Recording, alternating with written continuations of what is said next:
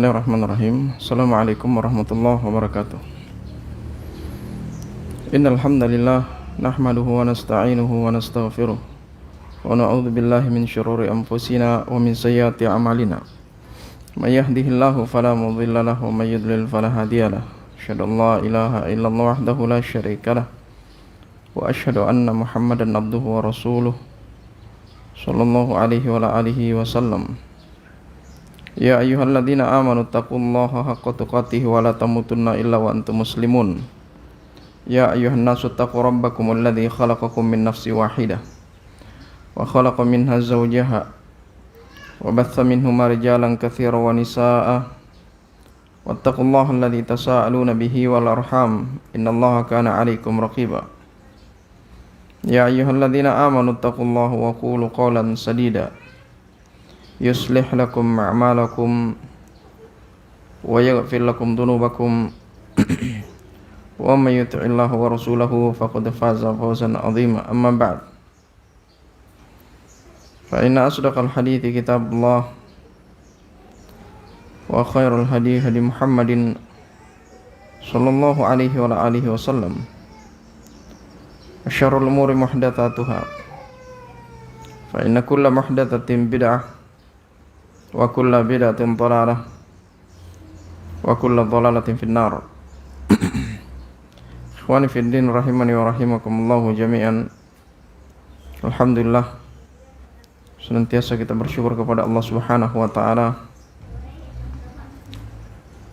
yang dengan nikmat-nikmatnya lah sehingga kita masih diberikan kemudahan untuk melakukan amalan-amalan kebaikan. Dan di antara amalan kebaikan yang sangat besar pahalanya di zaman kita sekarang ini adalah dengan mempelajari agama Allah Subhanahu wa taala. Tentunya amalan yang besar ini tak luput pula dari ujian yang besar pula serta godaan yang besar pula. Untuk terhalanginya seorang hamba Allah Subhanahu wa taala dari meraih amalan yang besar ini. Sehingga tidak heran kalau amalan yang begitu mulia ini, amalan yang begitu besar pahalanya di sisi Allah Subhanahu wa taala ini terkadang tidak jarang dari hamba-hamba Allah Subhanahu wa taala sulit untuk kemudian meraihnya, mencapainya. Dibutuhkan kekuatan keimanan dan ketakwaan yang kuat untuk bisa meraih amalan yang memiliki keutamaan yang besar ini. Olehnya jamaah sekalian, ketika Allah Subhanahu wa taala memudahkan kita dan meringankan langkah kita untuk mempelajari agama Allah Subhanahu wa taala, maka sekali lagi kita ingatkan bahwa ini adalah kenikmatan yang sangat besar yang butuh untuk kemudian kita saling mengingatkan agar supaya kita mampu untuk menjaganya dengan baik. Pada kesempatan kali ini, sebagaimana yang dijadwalkan oleh panitia dengan sebuah tema yang telah diberikan dengan pembahasan pokok tauhid jalan kebahagiaan menuju negeri akhirat. Berbicara tentang ketauhidan, tentu memiliki maslahat dan efek yang sangat baik bagi seluruh umat manusia, dan bahkan tidak hanya memberikan efek kebahagiaan untuk negeri akhirat, juga bahkan seorang yang senantiasa menjaga ketauhidannya kepada Allah Subhanahu wa taala maka pastilah dia akan mendapatkan pula kebahagiaan hidup di dunia ini. Berbagai macam kedamaian, kebahagiaan, ketentraman yang bisa didapatkan oleh seorang hamba Allah Subhanahu wa taala ketika seorang hamba Allah Subhanahu wa taala mampu untuk mempertahankan ketauhidannya kepada Allah Subhanahu wa taala. Tentu kita semua menginginkan untuk hidup bahagia di dunia ini, di alam barzakh, kemudian di alam akhirat kelak. Ada 3 alam yang akan dilalui oleh setiap manusia, dan setiap manusia tentu menginginkan mendapatkan kebahagiaan pada setiap kehidupan tersebut.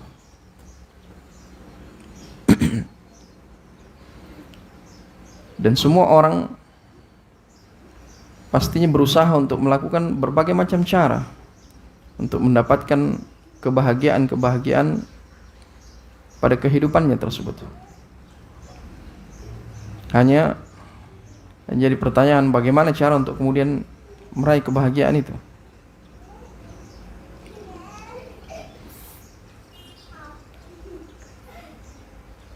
Banyak cara yang dilakukan oleh manusia untuk meraih kebahagiaan yang diinginkan, baik untuk kebahagiaan dunianya maupun untuk kebahagiaan akhiratnya.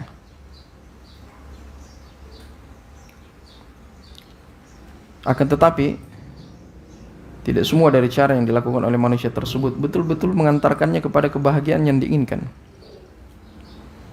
Maka berbahagialah hamba-hamba Allah Subhanahu wa taala yang dipertemukan dengan cara atau jalan untuk meraih kebahagiaan yang diinginkan tersebut. Karena tidak jarang pula manusia yang berusaha bahkan siang dan malam untuk melakukan segala macam cara bahkan demi meraih kebahagiaan yang diinginkan. Namun ternyata apa yang diiming-imingkan dari kebahagiaan tersebut ternyata tak kunjung datang, bahkan justru membinasakan dengan cara yang dilakukannya tersebut, dengan amalan yang dilakukannya tersebut.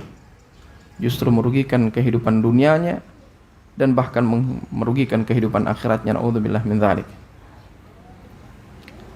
Islam adalah agama yang ajarannya ini universal sifatnya.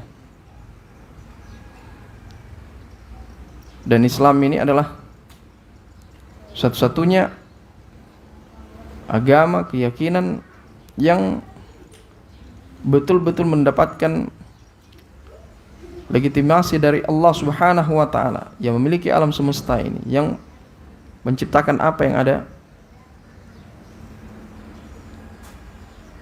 di dalam bumi ini. Allah Subhanahu wa taala menyebutkan dalam Al-Qur'an, Inna dina indallahil Islam, sesungguhnya agama ini di sisi Allah Subhanahu wa taala adalah agama Islam. Juga Allah Subhanahu wa taala berfirman di dalam ayat yang lain, wa may yabtaghi ghairal islami dina fala yuqbal minhu fil akhirati minal khasirin. Barang siapa yang mencari selain daripada Islam agama, maka tidak akan diterima darinya, dan dia di akhirat kelak termasuk orang-orang yang merugi. Coba perhatikan jamaah sekalian bagaimana Allah Subhanahu wa taala menyebutkan dengan jelas dan pasti bahwa keyakinan yang dibenarkan dan dilegalkan oleh Allah Subhanahu wa taala, yang diakui di sisi Allah Subhanahu wa taala, zat pencipta alam semesta ini, zat yang menciptakan manusia dan seluruh makhluk yang ada di atas permukaan bumi Allah Subhanahu wa taala ini, dialah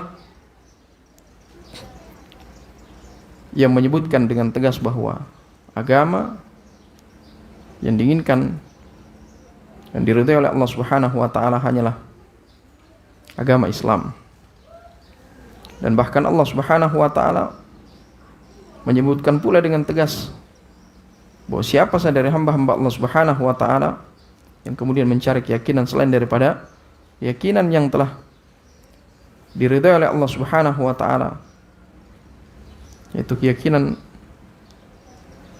yang dibawa oleh Rasulullah sallallahu alaihi wasallam, yakni syariat Islam, siapa saja mencari selain daripada itu, maka tidak akan pernah diterima di sisi Allah Subhanahu wa taala, dan dipastikan oleh Allah Subhanahu wa taala bahwa dia termasuk hamba-hamba yang merugi, hamba-hamba yang tidak pernah merasakan kebahagiaan di akhirat kelak.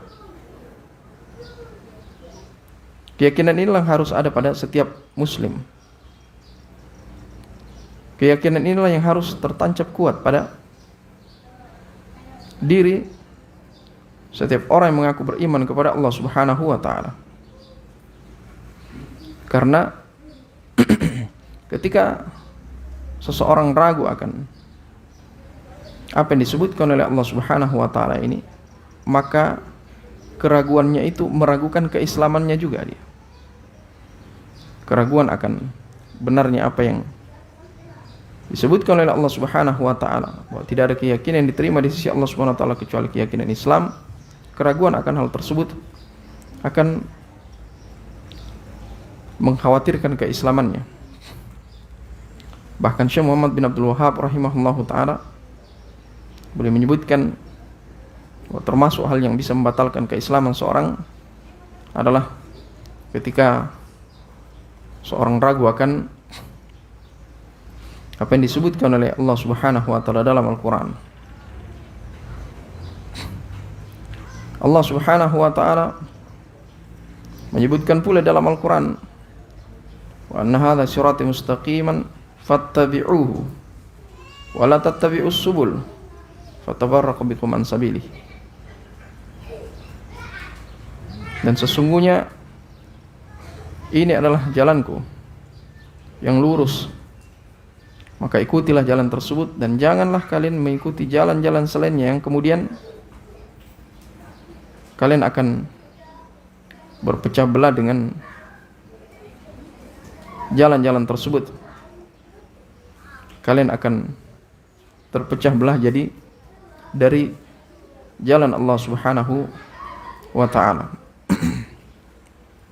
Poin ini dulu yang harus dipastikan masuk pada keyakinan kita, bahwa Islam adalah agama yang diridhai oleh Allah Subhanahu wa taala. Islam adalah jalan yang kemudian mengantarkan umat manusia menuju kebahagiaan dunia dan akhirat. Dan itu jelas disebutkan oleh Allah Subhanahu wa taala. Sehingga kalau keyakinan ini sudah masuk pada diri seorang muslim, sudah tertancap pasti, maka alhamdulillah itu adalah modal yang paling kuat untuk seorang muslim bisa mengantarkan dirinya dengan rahmat Allah Subhanahu wa taala masuk ke dalam surga Allah Subhanahu wa taala yang penuh dengan kebahagiaan yang hakiki. Jazakallahu khairan.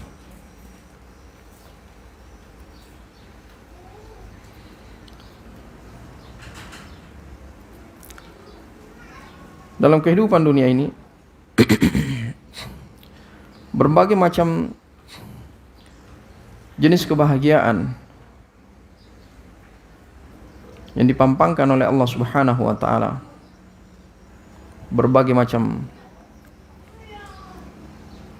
kenikmatan yang Allah Subhanahu wa taala hadirkan di atas permukaan bumi Allah Subhanahu wa taala ini.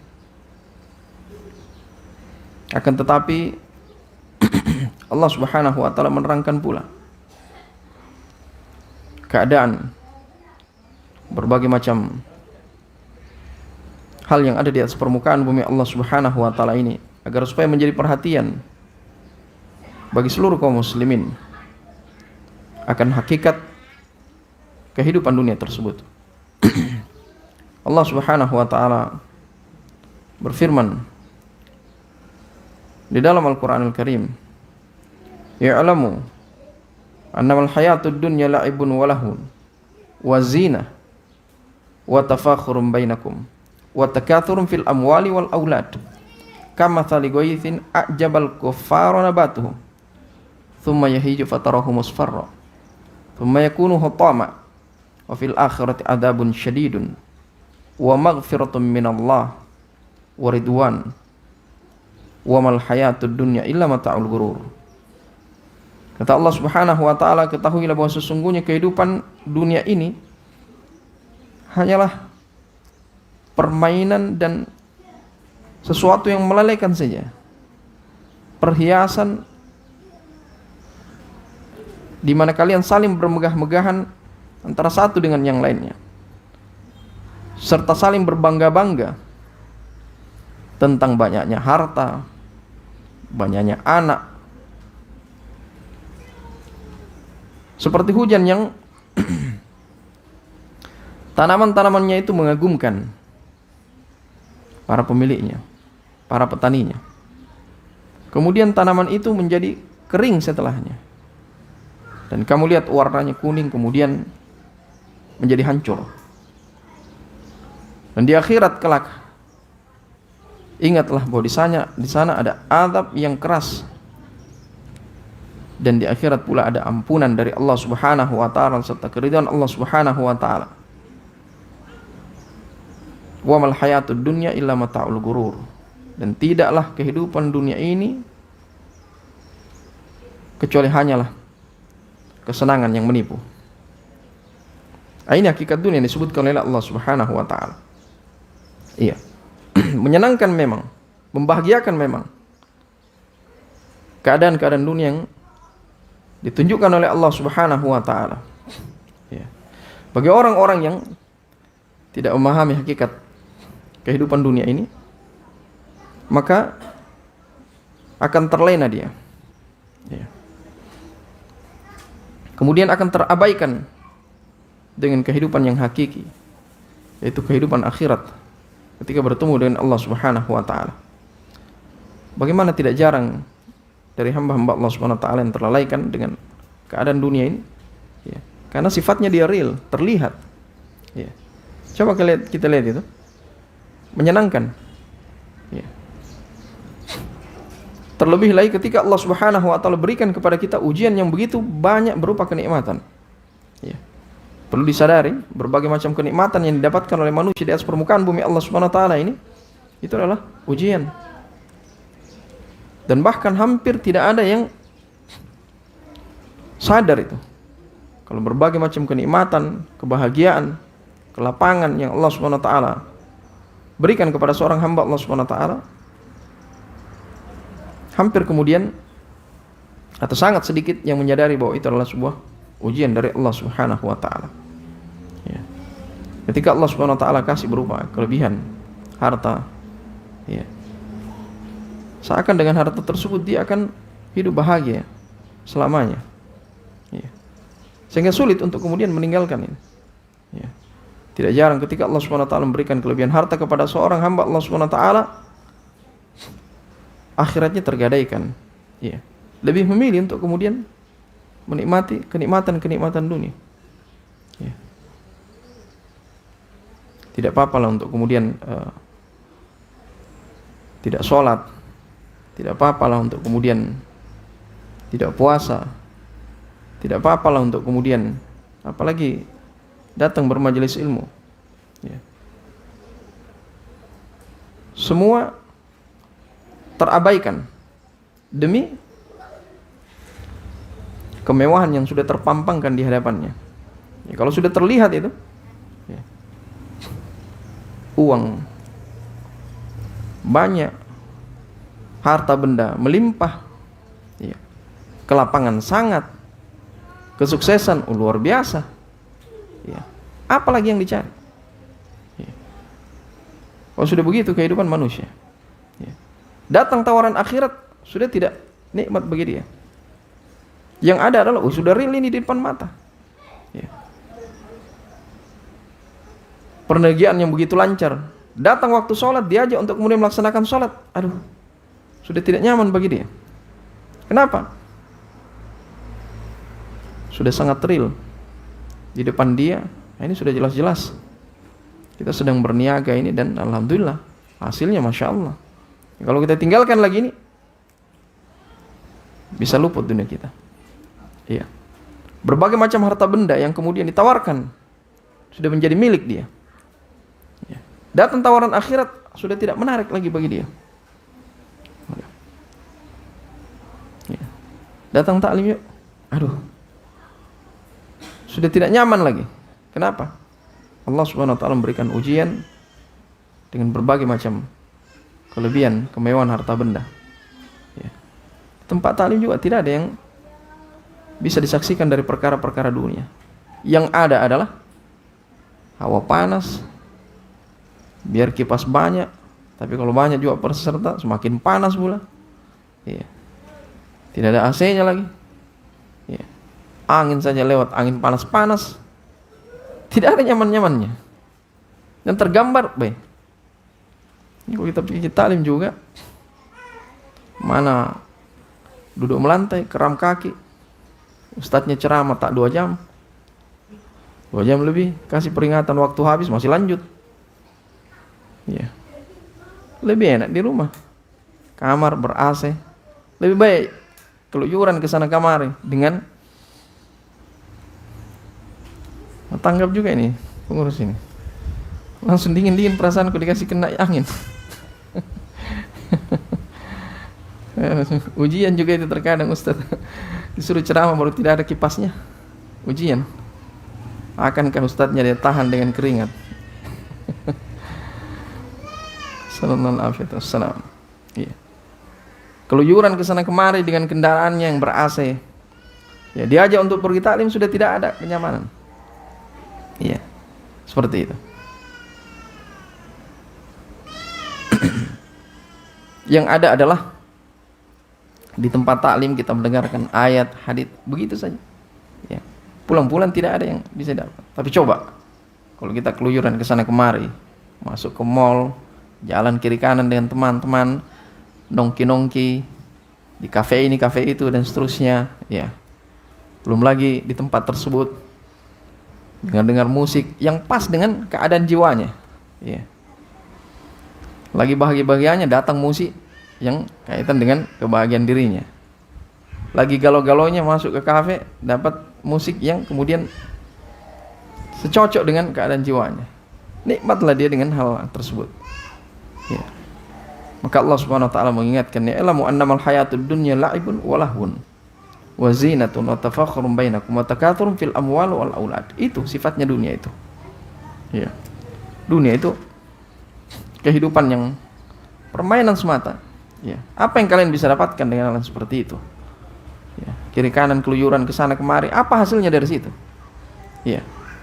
Nongkrong kiri kanan dengan teman-teman, kafe ini, kafe itu dan seterusnya. Ya. Cuman sekedar ngobrol kiri dan kanan, yang bertambah adalah dosa saja.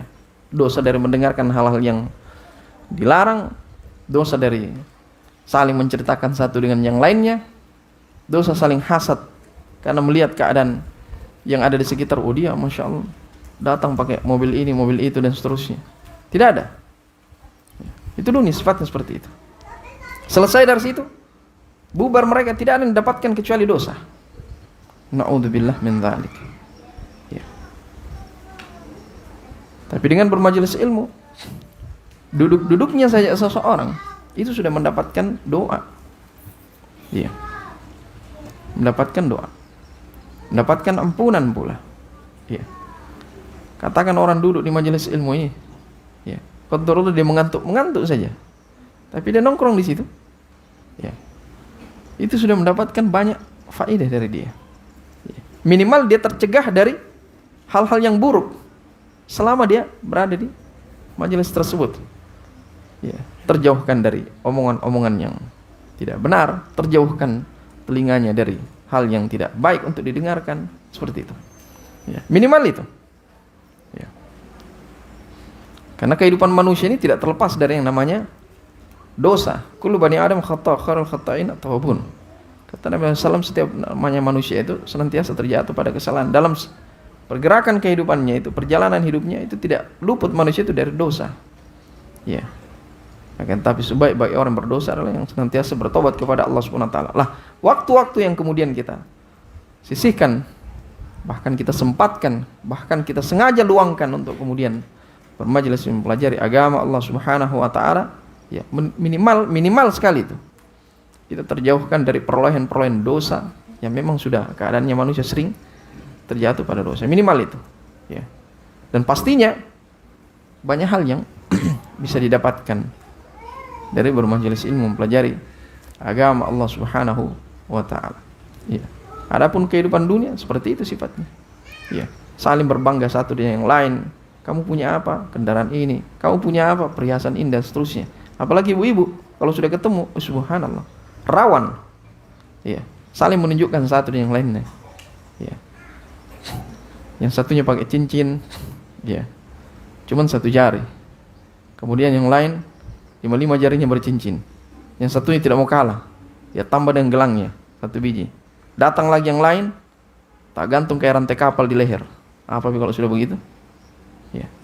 Saling berbangga satu dengan yang lain. Dia tidak tahu ujung-ujungnya mau kemana itu barang itu mau kemana. Ya, mati-mati sudah tidak dibawa semua itu. Naudzubillah min dzalik, kalau itu menjadi bumerang bagi dia. Ya, sudah lama dia pelihara hartanya tidak keluar zakatnya. Datang waktunya untuk kemudian berzakat dia tidak keluarkan. Apa tidak jadi bumerang bagi pelakunya?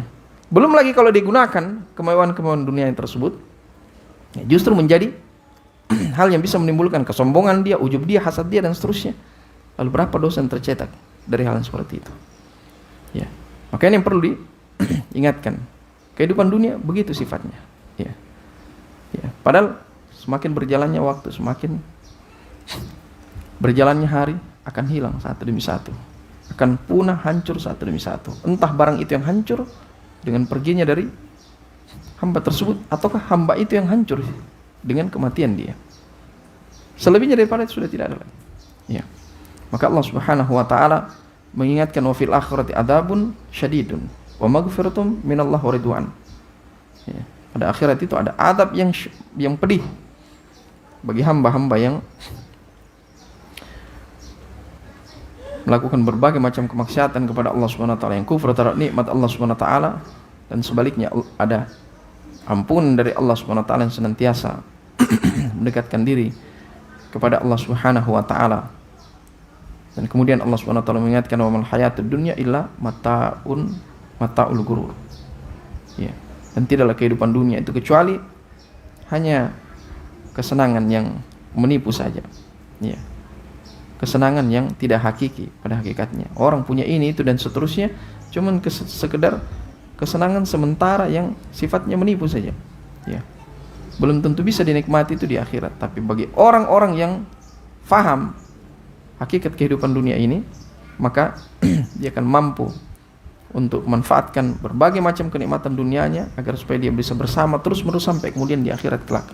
Ya, caranya dia faham, karena dia faham agama Allah Subhanahu wa taala. Ketika dia punya rupiah, dia faham ini rupiah bisa dinikmati sampai di akhirat. Ketika dia punya kendaraan, dia faham kendaraan dia bisa nikmati sampai di akhirat kelak. Ketika dia punya pakaian, dia faham pakaiannya dia bisa membahagiakan dia di akhirat kelak. Demikian itu orang yang faham dengan agama Allah Subhanahu wa taala.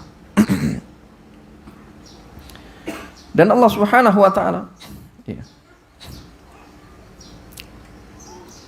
mengingatkan di dalam ayat yang lain, man kana yuridul hayatad dunya wa zinataha nuwaffi ilaihim a'malahum ulaika alladzi nuwaffi ilaihim a'malahum fiha wa hum fiha la yubkhasun. Kata Allah Subhanahu wa taala, barang siapa yang mengendaki kehidupan dunia dan perhiasannya, ya, niscaya kami berikan kepada mereka balasan pekerjaan mereka di dunia itu, yang kami berikan secara sempurna, dan mereka di dunia itu tidak akan dirugikan. Ya. Kemudian Allah Subhanahu wa taala menyebutkan, ulaikal ladzina laisa lahum fil akhirati illa nar wa habita ma sana'u fiha wa batilu ma kanu ya'malun. Kata Allah Subhanahu wa taala, itulah orang-orang dan tidak akan memperoleh di akhirat kecuali neraka, dan lenyaplah di akhirat itu apa yang mereka telah usahakan di dunia, dan sia-sialah apa yang telah mereka kerjakan. Ini subhanallah. Ini kalau kita ingat-ingat ayat kayak begini ini sangat mengkhawatirkan, ya, sangat menakutkan. Kita berpacu dengan kehidupan dunia ini, baku kejar satu dengan yang lain, ya, untuk mengumpulkan sebanyak-banyaknya harta yang kita inginkan dari kehidupan dunia ini, ya. Dan tidak ada orang tidak dikasih oleh Allah SWT. Lihat para pengejar dunia itu, dikasih sama Allah SWT. Memang dikasih. Allah SWT janji memang itu, ya. Man kana yuridul hayatad dunya wa zinataha nuwaffi ilaihim, tak kasih. Para pengejar dunia memang mereka giat, ya. Habis waktunya untuk kemudian mengejar dunia. Allah SWT kasih, tidak mungkin tidak kasih. Dan itu hadirnya Allah SWT, ya. Tidak ada orang bekerja itu kemudian tidak dikasih hasil sama Allah SWT, tidak ada. Kasih, ya. Tapi ingat, itu bukan alamat bahwa Allah SWT cinta dia. Itu bukan ciri bahwa orang itu akan bahagia di akhiratnya. Bukan, ya. Tidak adil Allah SWT kalau ada orang kerja siang dan malam kemudian tidak dikasih. Tidak adil Allah SWT. Maha adilnya Allah SWT, dikasih. Mau hambanya kafir kah dia, muslim kah dia, beriman kah dia, mau tidak kah dia, Allah SWT kasih dia, ya. Dikasih, ya. Salahnya cara menilainya manusia adalah ketika seorang diberikan kebahagiaan dunia, diberikan apa maunya, lolos semua keinginannya dari perkara-perkara dunianya, dipikir, oh Allah SWT sudah cinta saya, sudah cukup, ya. Saya sudah tidak butuh lagi dengan belajar agama, tidak butuh lagi dengan majelis ilmu, tidak butuh lagi kemudian perbanyak amalan soleh, ada semua kok, ya. Dia banding-bandingkan pula. Coba kalau lihat di sana orang, taklimnya rajin, sholatnya rajin, tapi coba lihat, kasihan. Datang juga ke masjid pakai sepeda, dia pakai lagi motor lagi tapo-tapo. Ada lagi mobil dia pakai untuk bawa istrinya, mobil pinjaman pula, ya. Jadi seakan-akan itu gambaran itu, ketika seorang diberikan kelebihan dunia, seakan-akan itu gambaran kebahagiaan dia kelak di akhirat. Seakan-akan itu adalah ukuran bahwa Allah SWT suka dia. Bukan itu ukurannya, bukan. Ya, bukan. Ya. Kau kejar duniamu, Allah SWT kasih memang. Dikasih kau secara sempurna oleh Allah SWT. Tapi ingat kata Allah SWT, orang-orang yang sekedar mengejar dunianya, seakan itu adalah sebuah kebahagiaan hidup dunia dan akhirat, sehingga terlalaikan mereka dari kehidupan akhiratnya. Tidak faham bagaimana meraih kebahagiaan kehidupan akhirat. Maka Allah SWT ingatkan, ulaika alladziina laisa lahum fil akhirati illa nar. Orang seperti itu sudah tidak ada lagi bagiannya di akhirat kecuali neraka. Subhanallah. Kira-kira apa tidak rugi sekali orang seperti ini nih? Habis waktunya di dunia dalam keadaan dia fahami itu bahwa akan mati dia orang ini. Iya. Kan tidak ada orang yang memahami di permukaan bumi ini bahwa dia tidak mati kan? Iya. Sedikit-sedikit lewat lagi ambulans, oh mati fulan. Sedikit-sedikit ada lagi kabar inna lillahi wa inna ilaihi raji'un, meninggal fulan. Ya. Kan itu berlalu di hadapan dalam kehidupan kita, ya. Tapi jarang orang yang bisa memetik hikmah dari kejadian-kejadian itu. Iya. Subhanallah. Tidakkah kita berpikir setengah matinya kita kumpulkan semua ini, harta benda ini, subhanallah. Setengah matinya kita berbangga-bangga dengan kedudukan dan jabatan yang kita miliki. Iya. Luar biasanya kita baku bangga dengan kita punya keturunan. Coba kau lihat anakku. Satu sekolah di sini, satu sekolah di sana. Yang satunya sudah berhasil jadi ini, itu dan seterusnya. Iya.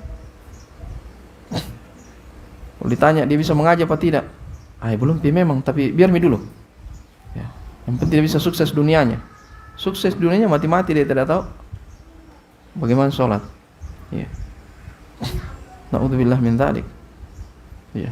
Lihat orang-orang yang kemudian baru tersadarkan di masa tuanya, mengumpulkan harta yang begitu banyak, anak disekolahkan sampai setinggi-tingginya, sukses di dunianya semua. Begitu dia berada pada masa usia tuanya, baru kemudian berpikir, begini pala dunia di. Subhanallah. Iya. Nasallallahu alaihi wasallam.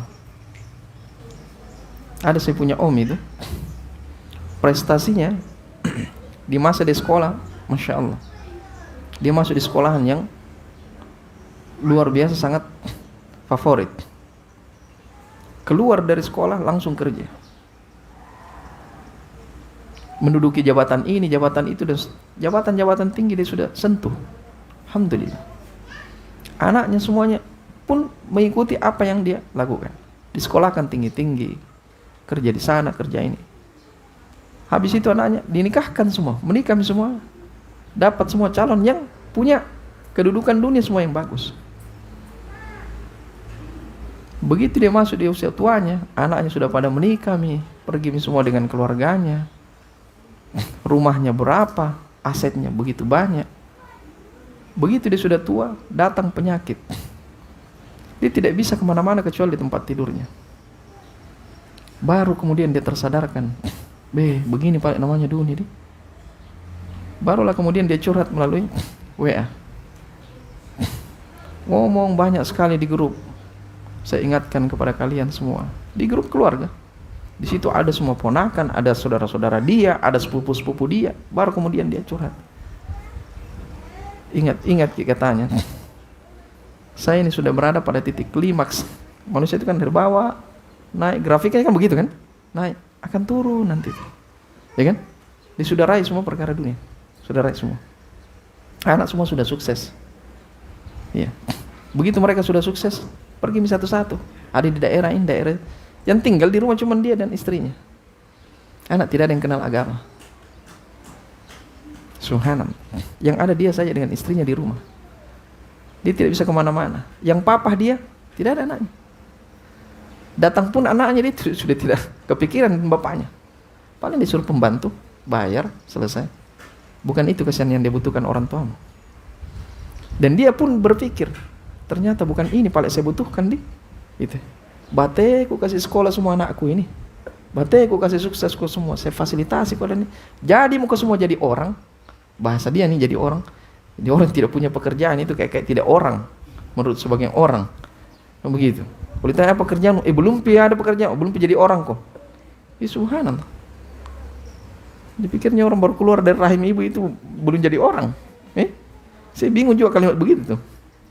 Kalau orang tidak sekolah belum sukses dianggap tidak jadi orang. Jadi ketika dia usia seperti itu baru dia curhat di WA. Ngomong di grup. Saudara-saudaraku sekalian, sepupu-sepupu begini. Ternyata hidup paling begini ya. Saya sekarang diceritakan kondisinya. Kondisiku sekarang begini, tidak bisa ke kamar mandi kecuali harus dipapa. Ya. Mamanya Tom yang papa sama-sama mungkin juga loyota. Apa kalau begitu? Anak-anak semua sudah tinggal kami rumah. Tidak ada ya. Tapi kalau anak yang kemudian kita didik faham dengan agama Allah SWT, dimanapun mereka dia tahu berbakti kepada orang tuanya. Ya. Bahkan ada ikhwan kita faham agama Allah SWT. Begitu orang tuanya lumpuh di rumah, stroke, sudah tidak bisa apa-apa, dia keluar dari tempat kerjanya, dia berbakti kepada orang tuanya. Begitu. Kebahagiaan itu begitu, ikhwan. Bagaimana kita mampu mendidik diri kita, fahamkan diri kita dengan agama Allah SWT, didik anak-anak kita, fahamkan keluarga kita dengan agama Allah SWT, kita dapatkan kebahagiaan hidup di dunia, lebih di akhirat kita dapat. Begitu kalau orang faham agama Allah SWT. Ya. Bedanya dua keluarga ini. Ya. Satu baru kemudian tersadar, ya. Sudah berada di ujung-ujung tanduk dari kehidupannya, baru kemudian tersadar, begini pala dunia di. Bukan ini paling yang saya cari hakikatnya. Saya kira dulu ini yang saya cari. Bagaimana caranya saya bisa sukses dunia aku? Hebatkah anak-anakku juga? Iya, dapat jodoh orang-orang yang mapan kehidupan dunianya. Ternyata bukan ini paling yang saya cari. Bukan. Berlalu semua itu. Yang saya cari sekarang kesan bagaimana saya bisa bahagia dan kondisiku yang sudah tidak bisa. Kondisi psikologiku sudah sangat down. Saya butuh penghibur. Ya. Tapi tidak ada itu. Ya. Bagaimana saya harus ngesot sendiri ke kamar mandi? Ya, seperti itu. Mudah-mudahan kesana anakku yang jauh di sana dia doakan di saya, mudah-mudahan. Baru kemudian muncul semua kalimat-kalimat yang lalu kemana dari dulu? Ini tidakkah kita teringat dengan ayat Allah SWT? Inna badunya seperti itu sifatnya. Disebutkan oleh Allah Subhanahu wa taala. Wa mal hayatud dunya illa mata'ul ghurur. Kehidupan dunia itu tidak lain cuma sekedar kebahagiaan yang menipu memang. Ya. Kau sudah bahagia toh dengan jabatanmu, kedudukan, kau sudah bahagia kan? Dengan anak-anakmu yang begitu sukses, bahagia kan? Tapi ternyata kebahagiaannya menipu pale. Di ujung-ujung bukan itu yang kau harapkan. Bagaimana kalau kemudian Allah SWT manggil kamu, akankah ada anakmu yang sholatkan kamu? Ya, subhanallah. Seperti itu. Ini yang perlu kita fahamkan dulu pada diri kita bahwa keadaan dunia itu seperti itu. Ya. Sebahagia-bahagianya seseorang di kehidupan dunia ini itu bukan kebahagiaan yang hakiki. Ya, kebahagiaan yang sementara adanya. Ya. Sebagaimana kita untuk kemudian bisa manfaatkan kehidupan dunia itu untuk meraih kebahagiaan di akhirat kelak. Ya. Lah, orang-orang yang kemudian Allah SWT anugerahkan dengan pemahaman agama yang benar, orang-orang yang kemudian Allah SWT titipkan hidayah pada dirinya, karena hidayah itulah sebuah titipan yang Allah SWT berikan kepada hamba yang diinginkannya. Ada kalanya Allah cabut itu titipan, ada kalanya Allah SWT titipkan terus sampai kemudian hamba itu bertemu dengan Allah SWT. Maka sering sekali kita ingatkan bahwa hidayah itu adalah perkara yang mahal. Ketika Allah SWT titipkan, pegang baik-baik itu barang, jangan lepas. Ya, karena Allah SWT kalau diambil itu titipannya selesai, hampa kehidupan nun. Ya. Nasallallahu alaihi wasallam. Lah, untuk meraih kebahagiaan itu, Allah Subhanahu wa taala mengingatkan dalam banyak ayat-ayatnya, juga dalam banyak hadis-hadis Rasulnya Muhammad sallallahu alaihi wasallam, bagaimana cara untuk kemudian mendapatkan kebahagiaan hidup di dunia, terlebih hidup di akhirat. Ya. Karena kehidupan dunia sementara, kehidupan akhirat itu kehidupan yang kekal. Ya. Jadi kalau orang sudah bahagia hidup di dunianya, sayang kalau dia tidak bahagia hidup di akhiratnya. Tapi kalau cuma sekedar hidup di dunianya, bahagia, kemudian sengsara di akhirat, ini kerugian yang sangat-sangat merugikan bagi seorang hamba Allah Subhanahu wa taala. Ya. Dengarkan firman Allah Subhanahu wa taala. Allah Subhanahu wa taala menyebutkan dalam Al-Qur'an, "Alladzina amanu wa lam yalbasu imanahum bidzulmin ulaika lahumul amn wa hum muhtadun." Kata Allah Subhanahu wa taala, dan orang-orang yang mereka itu beriman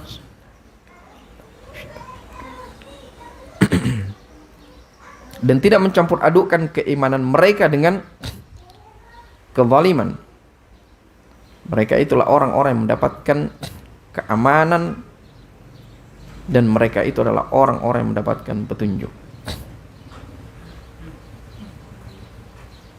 Al-Hafidz Ibnu Katsir rahimahullahu taala beliau menyebutkan bahwa yang dimaksudkan ayat ini adalah mereka yang mengikhlaskan ibadah mereka untuk Allah Subhanahu wa taala semata dan tidak berbuat kesyirikan dengan sesuatu apapun. Maka mereka akan mendapatkan keamanan pada hari kiamat dan petunjuk di dunia.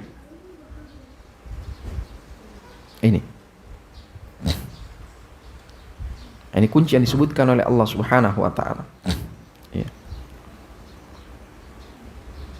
Bahwa orang-orang yang beriman, orang-orang yang Allah Subhanahu wa taala berikan hidayah kepada dia, berikan anugerah dan taufiknya kepada dia, sehingga dia menjadi hamba yang beriman. Dan untuk meraih sebuah keimanan ini tidak serta-merta dia datang tanpa ikhtiar. Ya, tidak ada keimanan itu diwariskan, tidak ada. Tidak ada ketakwaan itu diwariskan. Tidak ada. Keimanan dan ketakwaan itu harus dicari oleh setiap hamba Allah Subhanahu wa taala dengan ikhtiarnya. Ya. Dengan mendekatkan diri kepada Allah Subhanahu wa taala. Cara yang paling besar untuk mendatangkan keimanan yang benar pada diri seorang hamba Allah Subhanahu wa taala adalah dengan mempelajari agama Allah Subhanahu wa taala. Karena dengan faham agama Allah Subhanahu wa taala maka dia akan bisa beriman dan benar keimanannya. Dia bisa bertakwa dan benar ketakwaannya tersebut. Nah, orang-orang yang kemudian beriman dan keimanannya itu tidak dicampur adukkan dengan kezaliman, di dalam ayat ini disebutkan dengan lafaz zalam. Ya, walam yalbasu imanahum bidzulmin. Tidak mencampur adukkan keimanannya dengan kezaliman. Ya. Makna kezaliman di sini sebagaimana disebutkan oleh Al-Hafidz Ibnu Katsir rahimahullah taala adalah kesyirikan. Jadi siapa yang beriman dan dia tidak campur adukkan keimanannya itu dengan kesyirikan, artinya betul-betul dia jaga keimanannya senantiasa berada di atas ketauhidan kepada Allah Subhanahu wa taala. Ya. Maka itulah orang-orang yang akan mendapatkan keamanan pada hari kiamat. Ya. Karena hari kiamat ini perkaranya huru-haranya luar biasa. Subhanallah. Sampai begitu gentingnya orang-orang pada telanjang bulat dan tidak yang saling memperhatikan satu dengan yang lainnya. Saking gawatnya keadaan akhirat itu. Masing-masing orang mencemaskan dirinya. Masing-masing orang mengkhawatirkan dirinya. Kemana misalnya ini tujuanku nanti? Di mana saya dimasukkan ini? Apa yang terjadi? Luar biasa. Keadaan yang sangat mencekam. Ya, tidak ada keamanan didapatkan bagi orang-orang yang jauh dari keimanan kepada Allah Subhanahu wa taala. Ya. Maka Allah Subhanahu wa taala menyebutkan bahwa orang-orang yang keimanannya itu kokoh dia di atas ketauhidan kepada Allah Subhanahu wa taala, inilah orang dijamin dia mendapatkan keamanan di akhirat kelak. Ya. Coba lihat itu. Ya. Kita di dunia saja ini, kita di dunia saja diberi jaminan keamanan, itu kan tentram sekali kita punya keadaan, iya kan? Hah?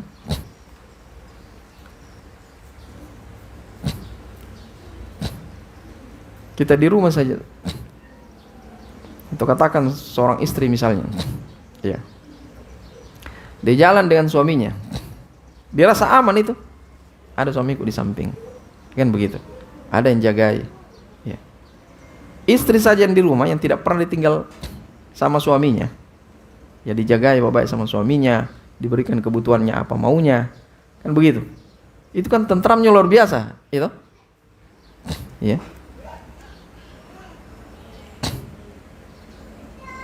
Itu perkara dunia itu.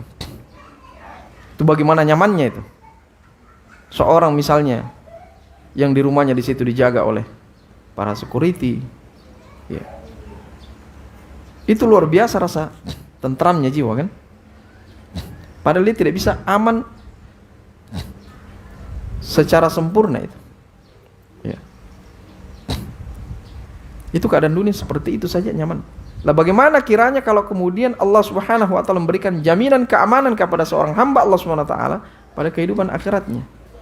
Ya. Kalau sudah Allah Subhanahu wa taala yang menjamin keimanan, keamanan seorang hamba Allah Subhanahu wa taala, maka tidak ada lagi yang bisa mencelakakan hamba tersebut. Ya. Nah, inilah yang sepantasnya untuk kemudian dikejar oleh setiap hamba Allah Subhanahu wa taala.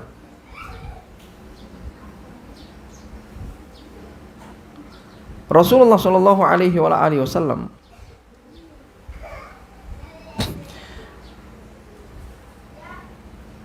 dalam banyak hadisnya, seperti apa yang diriwayatkan oleh Imam Muslim rahimahullahu taala, ketika Nabi sallallahu alaihi wasallam menyebutkan bahwa barang siapa yang bertemu dengan Allah Subhanahu wa taala dalam keadaan dia tidak menyekutukan Allah Subhanahu wa taala dengan sesuatu apapun, ya, maka dia akan masuk ke dalam surga Allah Subhanahu wa taala.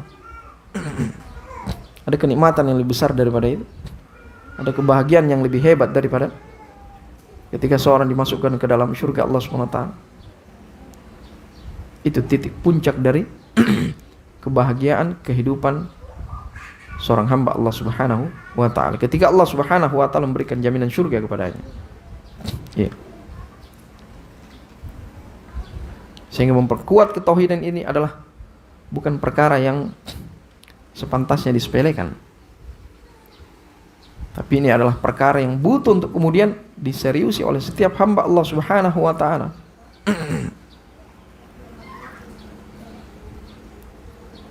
Karena inilah cara untuk mendapatkan puncak kebahagiaan dalam kehidupan manusia.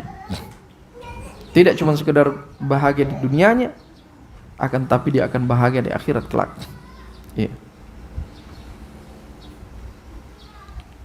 Juga Nabi Shallallahu Alaihi Wasallam memberikan syafaatnya kepada hamba-hamba yang benar keislaman dia, benar keimanan dia kepada Allah Subhanahu wa ta'ala, dengan menguatkan ketauhidan dia kepada Allah Subhanahu wa ta'ala. Ketika Abu Hurairah radhiyallahu anhu bertanya kepada Nabi sallallahu alaihi wasallam, "Ya Rasulullah, man asadun nas bi syafa'atika yaumil qiyamah?" Siapakah orang yang paling berbahagia ya Rasulullah dengan syafaatmu pada hari kiamat? Maka kata Nabi sallallahu alaihi wasallam, yaitu orang yang mengucapkan la ilaha illallah khalisan min qalbihi. Orang yang mengucapkan kalimat tauhid, kalimat la ilaha illallah, dan meyakini bahwa tidak ada sesembahan yang berhak diibadahi kecuali Allah Subhanahu wa ta'ala semata, mengikhlaskan kalimat tauhidnya tersebut dari lubuk hatinya yang paling dalam. Itulah orang yang mendapatkan syafaat Nabi Shallallahu Alaihi Wasallam pada hari kiamat. Yang tentunya syafaat ini adalah suatu perkara yang sangat didamba-dambakan oleh setiap hamba Allah Subhanahu Wa Taala. Karena dengan syafaat Nabi Shallallahu Alaihi Wasallam akan mendatangkan rahmat Allah Subhanahu Wa Taala untuk memasukkan seorang hamba Allah Subhanahu Wa Taala ke dalam surganya. Iya. Demikianlah keadaannya. Bagaimana seorang hamba Allah Subhanahu wa ta'ala bisa meraih kebahagiaan demi kebahagiaan ketika seorang mampu untuk kemudian mempertahankan tauhidan dia kepada Allah Subhanahu wa ta'ala. Dan untuk itulah diutus para rasul-rasul Allah Subhanahu wa ta'ala untuk senantiasa mendakwakan, mengajarkan kepada seluruh umat manusia bagaimana mereka harus mentauhidkan Allah Subhanahu wa ta'ala, mengesahkan Allah Subhanahu wa ta'ala dalam segala perkaranya. Allah Subhanahu wa ta'ala berfirman dalam Al-Quranul Karim, bagaimana utusan-utusan Allah Subhanahu wa ta'ala diutus untuk betul-betul menancapkan ketauhidan kepada setiap umat manusia. Kata Allah Subhanahu wa ta'ala, "Wa laqad ba'atsna fi kulli ummatin rasulan an i'budullaha wajtanibut taghut. Faminhum man hadallahu wa minhum man haqqat 'alaihi ad-dhalalah. Fasiru fil ardi fanzuru kaifa kana aqibatul mukadzibin." Kata Allah Subhanahu wa ta'ala, dan sungguhnya kami telah mengutus rasul pada setiap umat untuk kemudian menyerukan, mendakwakan, mengajak manusia, yaitu beribadahlah hanya kepada Allah Subhanahu wa ta'ala saja, dan jauhilah yang namanya taghut. Kata Allah Subhanahu wa ta'ala, maka di antara umat itu ada orang-orang yang diberikan petunjuk oleh Allah Subhanahu wa ta'ala, dan ada pula orang-orang yang telah dipastikan kesesatan baginya. Maka berjalanlah kalian di muka bumi dan perhatikan bagaimana kesudahan dari orang-orang yang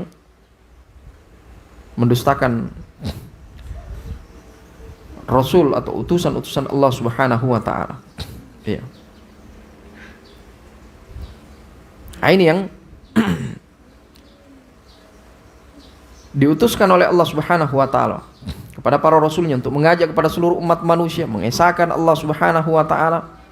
Siapa yang menyambut seruan dari Rasul Allah Subhanahu wa taala, maka itulah orang yang mendapatkan hidayah, petunjuk oleh Allah Subhanahu wa taala. Sebaliknya, orang kemudian mendustakan, orang kemudian meragukan dakwaan dari Rasul Allah Subhanahu wa taala, maka itulah orang-orang yang kemudian mendapatkan siksaan di sisi Allah Subhanahu wa taala. Na'udzubillah min dzalik. Ya. Maka berbahagialah kita ketika Allah Subhanahu wa taala memberikan kemudahan pada jiwa kita, kelapangan kepada jiwa kita untuk kemudian bisa menerima apa yang diajarkan oleh Rasulullah sallallahu alaihi wasallam dalam hadits-haditsnya. Ya. Dan merasa bersyukurlah kita ketika kita dijauhkan dari golongan orang-orang yang mendustakan apa yang dibawa oleh Rasul sallallahu alaihi wasallam. Ya. Dan ini adalah perkara yang pertama dan terakhir yang harus terus ada pada diri seorang hamba Allah Subhanahu wa taala. Iya. Sama kita ini sebagai orang tua ya.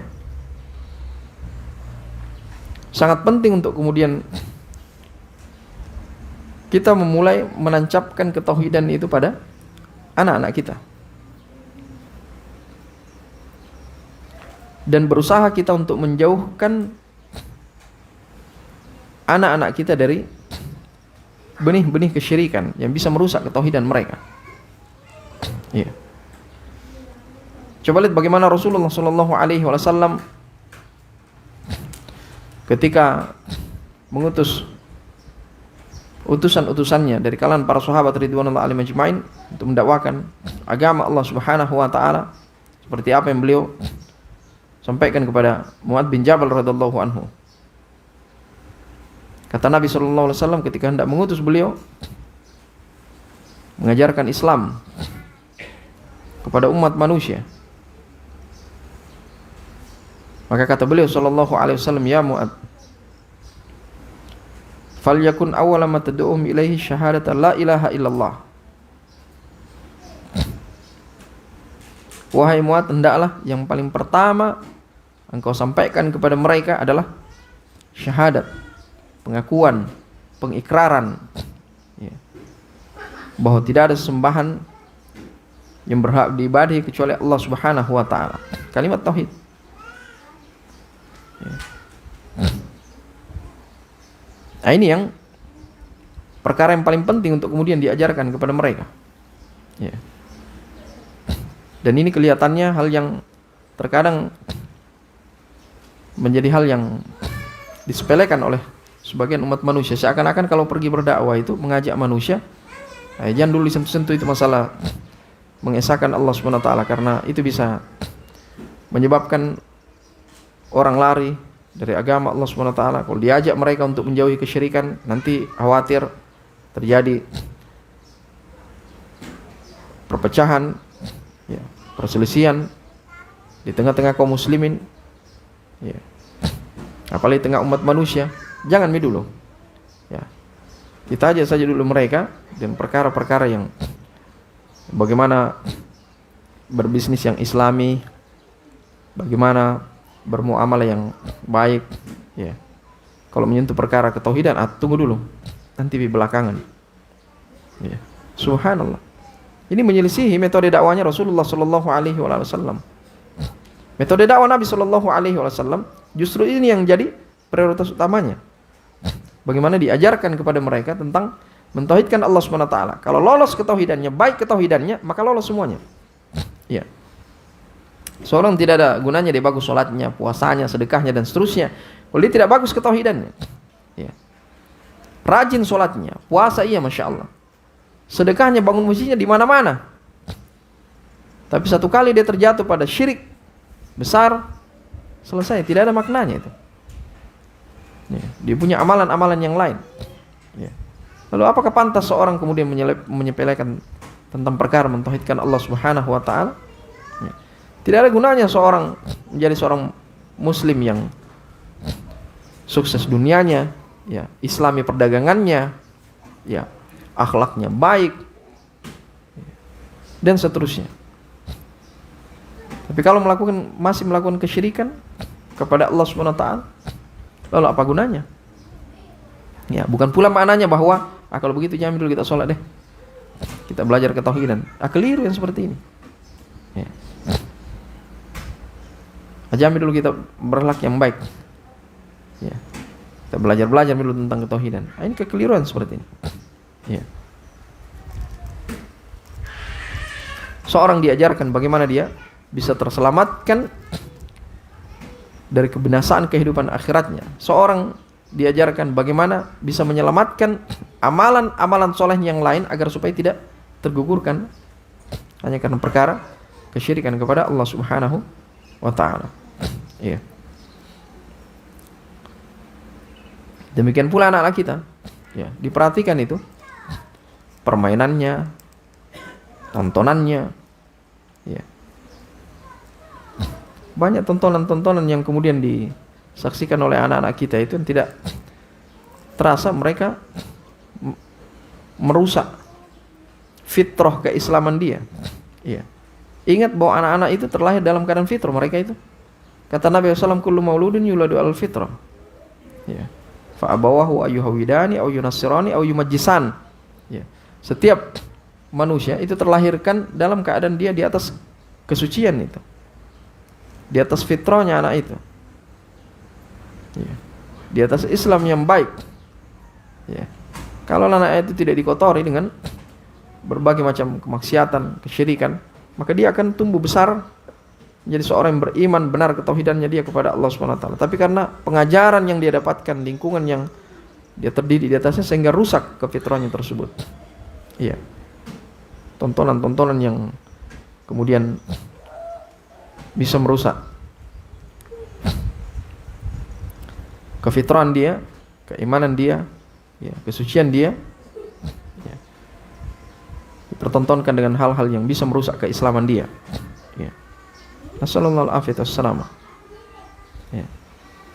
Demikian pula bagaimana kita mendidik istri-istri kita agar supaya benar ketauhidan dia. Ya. Jangan kemudian ingin membahagiakan istri, akhirnya lupa untuk kemudian mendidik ketauhidan dia. Ya. Ada jenis istri itu yang bergantungnya bukan kepada Allah Subhanahu wa taala. Ya. Bergantungnya dia sudah tidak sadar dia bergantung kepada istrinya.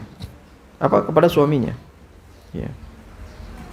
Sehingga yang muncul dalam benak dia, sadar atau tidak sadar, ya, sudah tertanam di perasaannya. Ini kalau bukan suamiku tidak bisa nih jalan nih barang ini. Ya.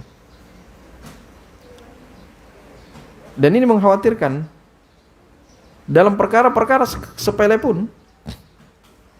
Ya. Kan tidak jarang tuh istri misalnya melihat sesuatu di rumahnya, rusak keran airnya, pompa air misalnya rusak. Yang ada di benak yang pertama, suamiku ini tidak bisa beres ini barang kalau bukan suamiku ini. Seperti itu. Itu. Mati lampunya, koslet listriknya, langsung ada di benakku, ini suamiku.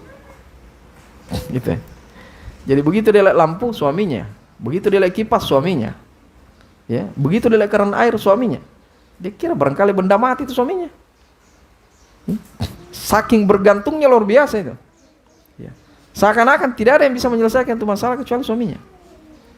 Iya. Ini salah didik yang seperti ini. Ya. Na'udzubillah min dzalik. Tidak terasa. Ya. Dan ini harus disadari. Sepantasnya seorang muslimah selemah apapun dia, setidak mampu apapun dia untuk menyelesaikan perkara rumah tangganya, dia harus ingat bahwa dia itu adalah milik Allah SWT. Alam semesta ini adalah milik Allah SWT. Yang mengatur adalah Allah SWT. Semua perantara atau semua makhluk yang ada di sekitarnya itu hanya sekedar wasilah untuk kemudian bisa mendatangkan pertolongan Allah Subhanahu wa taala. Ya. Seperti itu. Hanya karena terbiasanya sesuatu dikerjakan oleh manusia, jadi yang ada di benaknya, ini tidak bisa selesai ini barang kecuali si fulan. Seperti itu. Karena terbiasanya dia. Iya. Menggantungkan dirinya kepada makhluk. Iya. Ini terkadang tidak disadari yang perkara-perkara seperti ini. Ya. Tidakkah seorang ibu misalnya, tidakkah seorang istri misalnya, ada di benaknya itu kalau ada masalahnya, dia langsung teringat Allah SWT. Oh ya, hanya Allah SWT bisa menyelesaikan barang ini. Ya. Sejago-jagonya juga suamiku. Ya. Kalau Allah SWT tidak menginginkan, tidak jadi juga ini barang. Ya. Kan jarang ibu-ibu berpikiran seperti itu, ya kan? Gitu? Ada masalah misalnya di rumahnya, ada hal yang butuh diperbaiki, ya. Hampir-hampir tidak ditemukan seorang ibu-ibu seperti itu tuh. Ya. Ini yang bisa selesaikan barang Allah SWT. Mami ini. Ya. Ya, mudah-mudahan suamiku bisa untuk kemudian menyelesaikan ini kalau Allah SWT mengizinkan. Nah, seperti itu. Iya.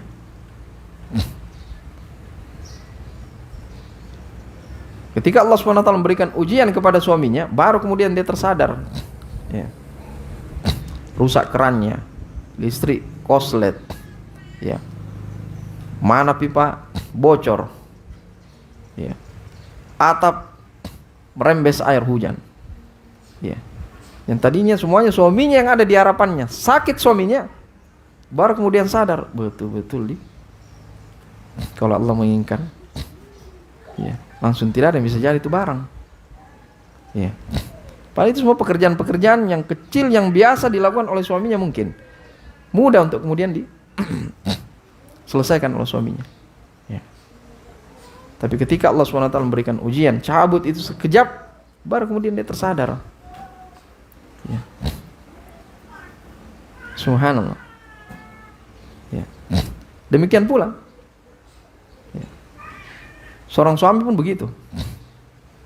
Melihat keadaan rumah tangganya, pulang ke rumah kotor lantai, pakaian belum dicuci, anak-anak tidak ada yang mandi, dan seterusnya. Yang ada di benaknya cuma istri yang bisa selesaikan ini barangnya, ya. Tidakkah kita berpikir bahwa ini semua dengan kehendak Allah Subhanahu wa taala? Istri saya cuma sekedar wasilah, saya perantar saja.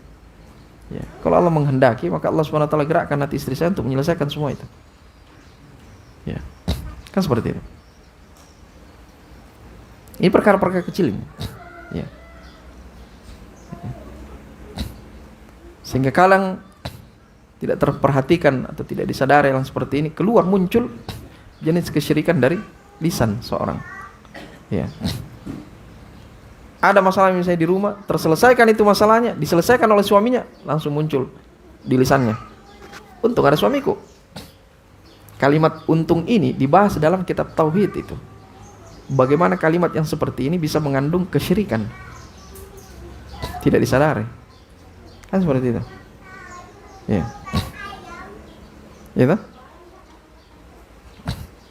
Anaknya misalnya, ya, berprestasi di sekolahnya, ya. Karena memang kesehariannya yang didik itu anak, yang ajar itu anak, sekolahnya dan seterusnya adalah istrinya di rumah. Jadi ketika anaknya berprestasi di sekolah, sebutkan Fulan bin Fulan ranking 1, langsung muncul di lisannya seorang suami, untung ada istriku. Itu artinya untung ada istriku, kalau tidak ada dia tidak jadi begini anak, ya. Kalimat untung ini kalimat yang mengandung kesyirikan. Jadi seakan-akan itu si fulan itulah, si fulanah itulah yang kemudian bisa menjadikan sesuatu tersebut. Ya. Ini kan ringan di lisan ya. Terkadang tidak disadari keluar di mulut seorang kan. Maka dituntunkan, terangkan oleh para ulama bahwa sepantasnya seorang itu, kalau dia melihat sesuatu yang kemudian bisa mendatangkan maslahat kepada dia atau bisa menolak mudarat dari dia, maka hendaklah dia mengucapkan dengan kalimat tauhid. Dia mengucapkan apa? Alhamdulillah dengan sebab fulan. Alhamdulillah dengan bantuan si fulan. Iya. Remeh ini perkara ini, tapi sangat pengaruh di ketauhidan seorang. Ya. Kan sering-sering kita dengar orang seperti itu. Ada misalnya orang mau terhindar dari sebuah kemudaratan, langsung dicegah sama temannya. Ada orang mau menyeberang. Begitu menyeberang, ada mau motor lewat, langsung dicegat sama temannya. Tidak jadilah dia ditabrak. Untung ada kau bos. Kan begitu, gitu. Kalimat seperti ini mengandung kesyirikan. Ya. Hasil perkebunan misalnya, ya, berhasil ke perkebunannya. Di saat perkebunan orang lain pada gagal, istrinya dengan bangganya disampaikan kepada tetangga, untung ada bapaknya kasihan. Siang malam itu bapaknya pupuk itu semprot kiri kanan itu, untung ada bapaknya. Kalau tidak, begitu Tommy itu, diam itu, cengkeh yang lain, mati. Bagaimana tidak? Nah dia janda kesian dari suaminya. Saya untung ada suamiku, untung ada bapaknya. Kan begitu. Kalimat yang ringan, yang terbiasa di lisan, yang tidak disadari oleh sebagian besar kaum muslimin, itu mengandung makna kesyirikan. Kebergantungan seseorang kepada selain Allah Subhanahu wa taala, menganggap makhluk itu seakan-akan dia penentu. Padahal seluruhnya itu hanyalah wasilah saja, perantara untuk kemudian mendatangkan apa yang diinginkan oleh Allah Subhanahu wa taala, apa yang dimaukan oleh Allah Subhanahu wa taala. Ya. Maka sering-seringlah kita untuk kemudian mengingatkan diri kita dan keluarga kita pada perkara-perkara yang bisa menjaga keimanan kita, ketauhidan kita kepada Allah Subhanahu wa taala. Ya.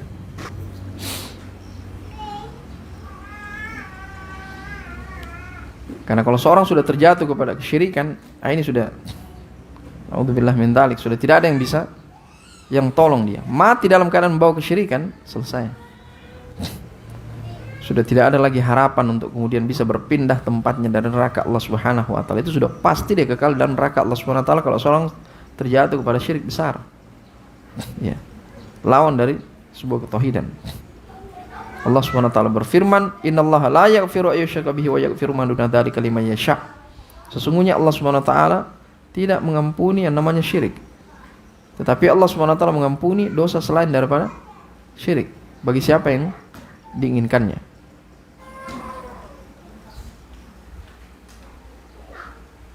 Ini bahayanya itu. Seorang terjatuh kepada syirikan. Ya. Ayat ini disebutkan oleh sebagian ulama tidak cuma sekedar mencakup syirik besar, bahkan juga mencakup syirik kecil ini. Ya. Syirik kecil diantaranya adalah riya. Ya. Ya. Yang ketika seorang kalau dia sholat misalnya, dia bangun amalan sholatnya tersebut di atas riya, tidaklah dia sholat kecuali dia riya terus. Ini bisa jatuh kepada kekufuran. Ya. Tidak diampuni oleh Allah Subhanahu wa taala. Ya. Dan Allah Subhanahu wa taala menyebutkan kewajiban untuk beribadah dengan utuh hanya kepada Allah Subhanahu wa taala, memulai perintahnya daripada perintah-perintah yang lainnya. Ya. Sebagaimana yang Allah Subhanahu wa taala sebutkan dalam surat An-Nisa, wa'budullaha wa la tusyriku bihi syai'an. Dan beribadahlah kalian kepada Allah SWT semata dan jangan mempersekutukan dengan sesuatu apapun. Perintah Allah SWT yang pertama itu mengesahkan Allah SWT, menjauhi kesyirikan. Baru kemudian yang lainnya, wabil walidaini ihsana wabidzil qurba wal yatama wal masakin wal jari dzil qurba wal jaril junubi was sahibi bil jam wa banis sabil. Ya. Wa ma malakat aymanukum innallaha la yuhibbu man kana mukhtalan fakhura. Kata Allah SWT, baru kemudian setelah engkau beribadah kepada Allah SWT, menjauhi kesyirikan, baru kemudian Allah SWT menyebutkan dan berbuat baiklah kepada kedua orang tua, kerabat, tetangga, dan seterusnya. Ya. Nah ini, bagaimana Allah Subhanahu wa taala betul-betul menekankan kepada seorang hamba Allah Subhanahu wa taala memperhatikan perkara ketauhidan dia kepada Allah Subhanahu wa taala. Ya. Bahkan di mana Allah Subhanahu wa taala memerintahkan kita untuk berbakti kepada kedua orang tua, dan begitu banyak ayat-ayat Allah Subhanahu wa taala untuk memerintahkan kita untuk taat kepada kedua orang tua. Tetapi bersamaan dengan itu Allah Subhanahu wa taala juga mengingatkan kepada kita begitu pentingnya kita menjaga haknya Allah Subhanahu wa taala untuk mentauhidkan Allah Subhanahu wa taala, sampai-sampai pun kita harus menyampingkan kedua orang tua kita demi mentauhidkan Allah Subhanahu wa taala. Ya. Di dalam Al-Qur'an Allah Subhanahu wa taala berfirman dalam surat Luqman, wa in jahadaka ala an tusyrika bima laysa laka bihi ilm, ya, fala tuti'huma. Kata Allah Subhanahu wa taala, dan jika kedua orang tuamu itu mengajakmu untuk kemudian mempersekutukan aku, kata Allah Subhanahu wa taala, ya, ingin mengajakmu untuk merusak ketauhidanmu, ya, maka kata Allah Subhanahu wa taala, fala tuti'huma, jangan engkau kemudian mentaati keduanya. Ya. Jangan engkau mentaati keduanya. Ya. Seorang muslim misalnya, ya,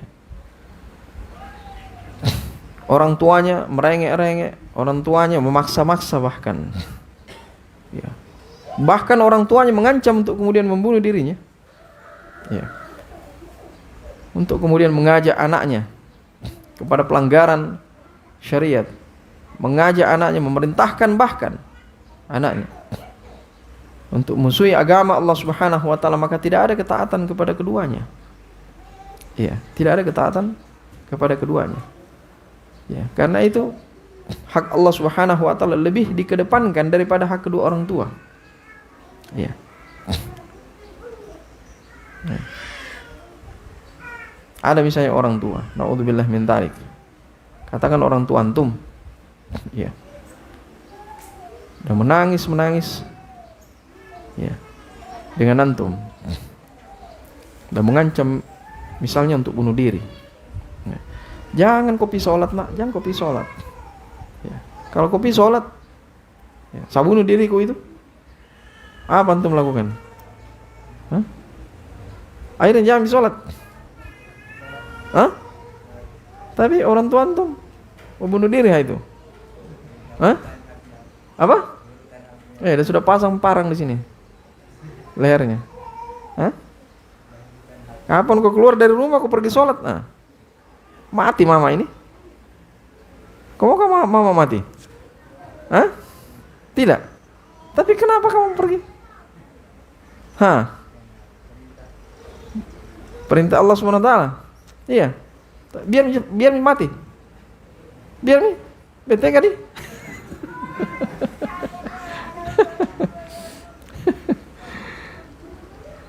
Begitu. Jangan begitu juga, dan jangkit bunuh diri mah itu. Baik-baiklah. Jangan langsung mati mau kau. Sampai pergi sholat terserah, kau urus dirimu. Kau kafankan dirimu yo. Jangan. Gitu. Dirayu ke di orang tua, jangan begitu mah, kesian. Tidak boleh kesian bunuh diri. Ya. Kita tidak bunuh diri saja dosa kalau kita larang saya.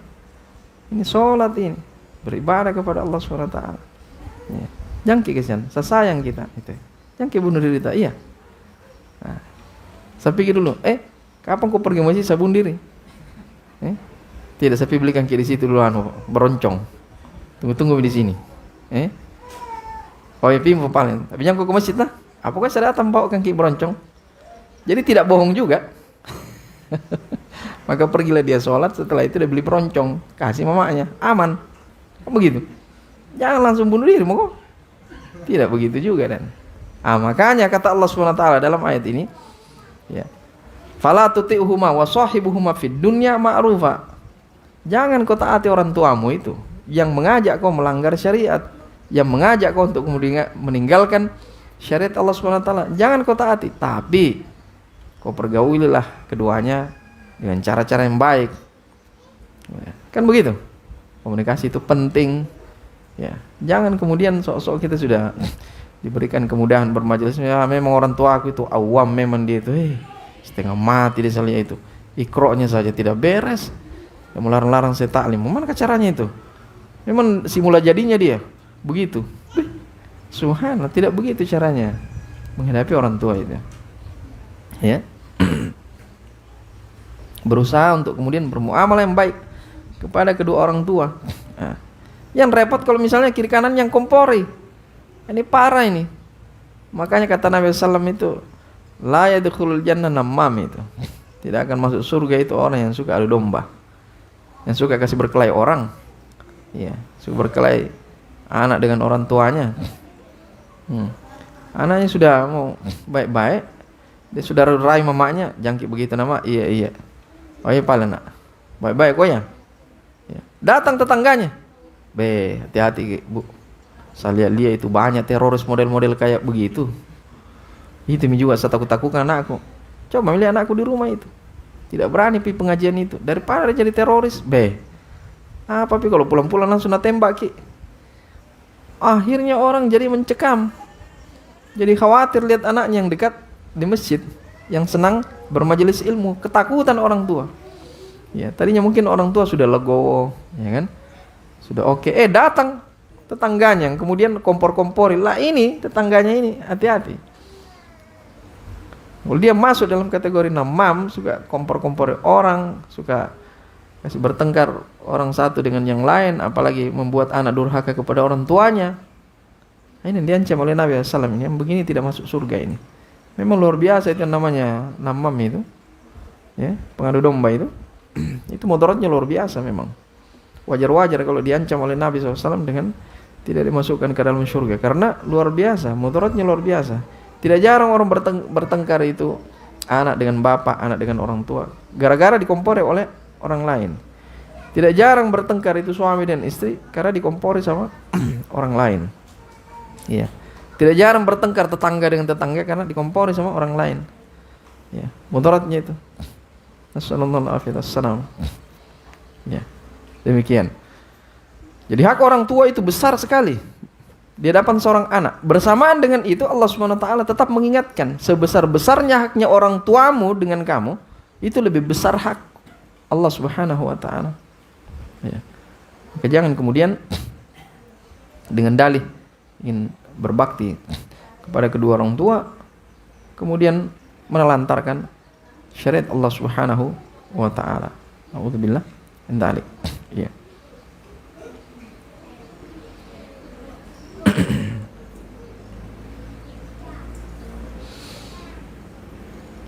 Allah Subhanahu wa taala menyebutkan di dalam Al-Qur'an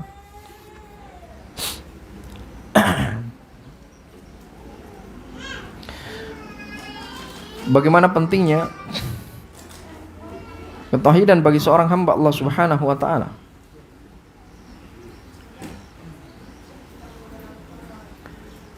Di mana Allah Subhanahu wa taala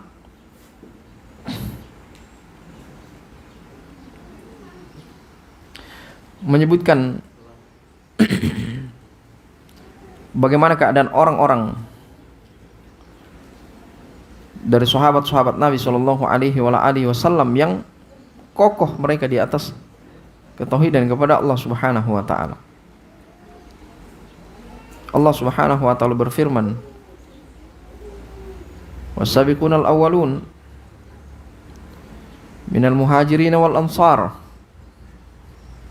walladzina tabi'uhum bi ihsan radhiyallahu anhum wa radu anhu wa a'adda lahum jannatin tajri tahtahal anhar khalidina fiha abada dzalikal fawzul azim. Kata Allah Subhanahu wa taala, dan orang-orang yang dari kalangan orang-orang terdahulu masuk ke dalam Islam dari kalangan muhajir dan ansar, ya, dan orang-orang yang mengikuti mereka dengan baik, maka Allah Subhanahu wa taala telah ridha kepada mereka dan mereka pun telah ridha kepada Allah Subhanahu wa taala. Allah Subhanahu wa taala ridha dengan mereka dengan diberikannya mereka surga, dan mereka pun ridha dengan pemberian Allah Subhanahu wa taala tersebut, ya. Dan Allah Subhanahu wa taala menyiapkan bagi mereka surga-surga yang di bawahnya mengalir sungai-sungai, mereka kekal di dalamnya selama-lamanya. Itulah kemenangan yang besar, itulah kebahagiaan yang hakiki. Ya. Subhanallah. Ini janji dari Allah Subhanahu wa taala. Ya. Dan itu gambaran bagaimana seorang yang mampu mempertahankan ketauhidannya, mampu mengokohkan ketauhidan dia, tidak kemudian rusak, hancur dengan berbagai macam bentuk kesyirikan kepada Allah Subhanahu wa taala. Maka bagi mereka adalah surga yang disiapkan oleh Allah Subhanahu wa taala. Mereka kekal di dalamnya, hidup selama-lamanya, tidak akan pernah keluar lagi dari surga. Ya. Dan itu kebahagiaan yang paling besar. Kebahagiaan yang hakiki yang tiada taranya. Kalau sudah orang finish di surganya Allah Subhanahu wa taala, subhanallah, sudah tidak ada lagi yang dibutuhkan yang lainnya. Ya. Kedar menjaga ketauhidan kepada Allah Subhanahu wa taala.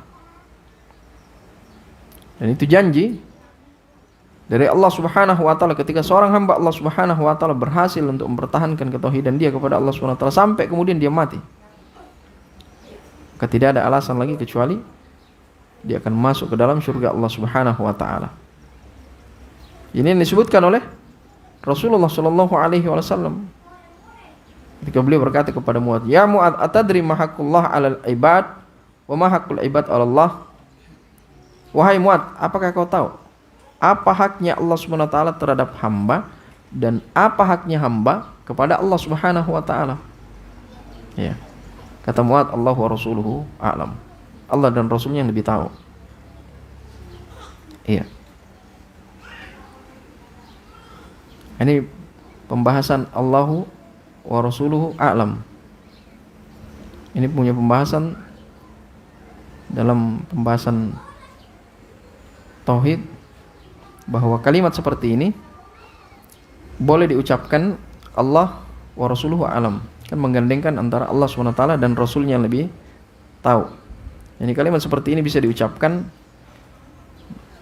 ketika Nabi SAW masih hidup, ya, dalam perkara-perkara yang di situ ada kelapangan bagi Nabi SAW untuk mengetahuinya. Ya. Kalau beliau masih hidup, maka boleh mengucapkan seperti ini. Allah dan Rasulnya lebih tahu, karena memang beliau tahu perkara-perkara agama itu. Ya, kan seperti itu. Tapi kalimat seperti ini sudah tidak bisa diucapkan kalau dalam keadaan seperti ini, yang Nabi SAW sudah meninggal. Tidak boleh lagi seorang mengatakan Allah wa rasuluhu a'lam. Jadi kalau misalnya ditanya, gimana? Tapi sebentar taklim kah? Allah wa rasuluhu a'lam. Tidak tepat yang seperti ini. Pertama, Nabi SAW sudah meninggal. Yang kedua, Nabi SAW tidak punya kemampuan untuk mengetahui keadaan manusia di zaman kita sekarang ini.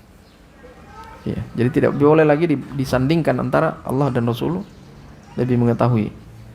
Nah, sebagian orang karena sekedar membaca sehingga dia ambil kesimpulan, oh di sini Mu'adz ketika ditanya dia tidak tahu suatu perkara, dia bilang Allah wa rasuluhu a'lam. Oh, berarti boleh ini, berarti ini. Ya. Jadi misalnya seorang diterapkanlah ini hadis ini. Iya. Ditanya dengan temannya, bagaimana? Sebentar, jadi kita acara sarabba di sana, Capcin. Ya. Karena dia membaca hadis ini, dia olah sendiri dengan otaknya sehingga diamalkan semua maunya, sehingga dia bangun ilmu di atasnya, maka dia pun mengamalkan sesuatu yang tidak diamalkan di dalam Islam. Ditanya dia, bagaimana? Sebentar, acara jadi. Oh, Allahu wa rasuluhu a'lam. Ini kalimat seperti ini kalimat yang bisa mengandung kesyirikan kepada Allah Subhanahu wa taala. Ingat, cuman Allah Subhanahu wa taala yang tahu itu perkara. Rasulullah SAW sudah tidak tahu, beliau sudah meninggal. Apalagi dalam perkara-perkara seperti ini. Dalam keadaan hidup pun beliau, ya, katakan Nabi SAW ada di hadapan kita nih. Ada di zaman kita misalnya. Ada seorang ditanya misalnya, bagaimana kompi sebentar pasar kah? Allahu wa rasuluhu a'lam. Ini tidak bisa, karena itu bukan kemampuan Nabi SAW untuk mengetahui seseorang itu dia bisa bergerak ke sana atau tidak. Hanya Allah Subhanahu wa taala yang mengetahui yang seperti itu. Hanya hak Allah Subhanahu wa taala yang mengetahui perkara-perkara yang seperti itu. Iya. Jadi ini kalimat yang diucapkan oleh Mu'adz bin Jabal bukan contoh untuk kemudian kita bisa mengucapkan kalimat Allah wa rasuluhu alam dalam semua keadaan. Tidak. Ya. Berarti kalau begitu di zaman kita sekarang kalau ditanya, cukup kita mengucapkan Allahu alam. Hanya Allah yang mengetahui. Seperti itu. Bagaimana besok? Jadi kau nikah? Allahu alam. Sudah ada tanggalnya. Sudah tanggal jadinya wawancara itu. Ya itu juga. Tapi seragu-ragu. Seperti Allahu a'lam bishawab. Hanya Allah SWT yang lebih mengetahui. Karena boleh jadi sudah ditentukan tanggalnya, harinya, uang panai sudah naik, janur kuning melambai, ya, tenda biru sudah berkibar, ya. Karena tidak mengucapkan Allahu a'lam, dia rasa-rasa jadim ini tidak jadinya nih barang, apa mau tidak? Coba lihat janur kuning, ya, tenda biru sudah berkibar, apa? Ada yang seperti ini. Acaranya besok ini, pernikahan besok, mau siap-siap nih orang ini. Tidak jadinya, apa mau tidak jadi? Masa semua barang, tenda sudah berdiri, tiba-tiba hujan deras malamnya. Saya lihat mata kepala aku nih. Hujan deras malamnya lebat sekali, airnya roboh itu tenda roboh. Tempatnya orang masak banjir. Tidak bisa orang. Akhirnya tidak jadi pernikahan hari itu. Coba lihat bagaimana Allah SWT kalau dia mau dengan sesuatu itu. Ya kan? Ya. Hal yang seperti ini terkadang di luar dari pengetahuan seseorang. Dia pikirnya sesuatu itu kalau sudah di depan mata jadi nih barang. Tidak jadinya. Apa sih mau? Ya. Sama dengan itu. Ada ikon kita itu sudah semuanya. Sudah sudah bicara tentang uang panai, semuanya sudah diurus. Jadi semua sudah booking, tempat juga sudah di booking, pakaian juga sudah ini dan seterusnya. Tidak jadinya. Tiba-tiba datang keluarga ikhwan menyatakan bahwa tidak jadi itu barang. Ya. Subhanallah. Di luar nalar manusia kan. Tapi itulah pentingnya untuk kemudian seseorang betul-betul menyandarkan segala sesuatu itu kepada Allah Subhanahu wa taala. Ya. Kembali ke sini. Maka Mu'adz mengatakan Allahu wa rasuluhu a'lam. Maka kata Nabi sallallahu alaihi wasallam, haqqullah 'alal ibad ayya'buduhu wa la yusyriku bihi syai'an. Wa haqqul ibad 'alallahi alla yu'adziba man la yusyriku bihi syai'an.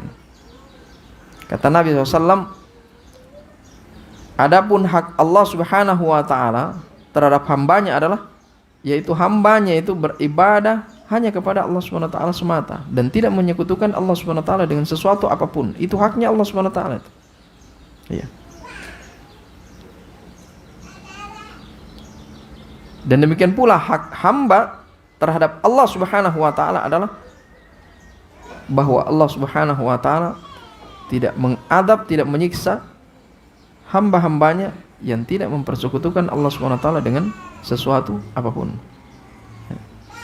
Ini jaminan disebutkan oleh Nabi sallallahu alaihi wasallam.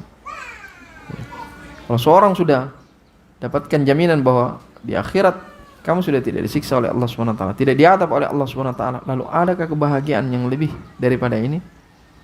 Ya. Ketika seorang dijauhkan dari kesengsaraan, ya. Orang hidup itu kan mau bahagia saya terus, mau senang saya terus, mau dijauhkan dari berbagai macam kesusahan. Ya. Maka ketika Nabi SAW menyebutkan dalam haditsnya bahwa Allah SWT tidak mengadab hamba-hambanya yang senantiasa mentauhidkan Allah SWT, tidak mempersekutukan Allah SWT, maka ini adalah sebuah kebahagiaan yang hakiki yang harus dikejar oleh setiap hamba Allah Subhanahu wa taala. Ya. Inilah yang berapa poin yang penting untuk kemudian kita fahami. Olehnya, setelahnya bagaimana kita berusaha mengejar majelis-majelis ilmu, mengetahui lebih jauh cabang-cabang ketauhidan dan berbagai cabang-cabang kesyirikan lawan daripada ketauhidan tersebut, agar supaya kita mampu mengetahui bagaimana mentauhidkan Allah SWT dengan benar. Dan dengannya pula ketika kita mengetahui berbagai macam bentuk kesyirikan kepada Allah SWT, yang dengannya kita berharap bahwa Allah SWT menjauhkan kita dari berbagai macam bentuk jenis kesyirikan kepada Allah SWT, baik kesyirikan yang disebabkan karena lisan kita, ataukah kesyirikan disebabkan karena perilaku kita, perbuatan kita, ataukah kesyirikan disebabkan karena muamalah kita, dan seterusnya. Ya. Maka penting untuk kemudian kita mempersenjatai diri kita dengan pengetahuan agama Allah SWT, mengetahui berbagai macam bentuk jenis kesyirikan kepada Allah Subhanahu wa taala. Bukan untuk dilakukan, tetapi sebagaimana kata seorang penyair, araftu syarr la lisyarr walakin litawaqqihi. Man la ya'rifu syarr minal khair yaqa'u fihi. Ya, saya mengetahui keburukan bukan untuk aku lakukan, akan tetapi agar supaya aku menjauhkan diriku dari keburukan tersebut. Karena barang siapa yang tidak mengetahui keburukan dari sebuah kebaikan, maka dia khawatirkan dia akan terjatuh pada keburukan tersebut. Na'udzubillah min dzalik.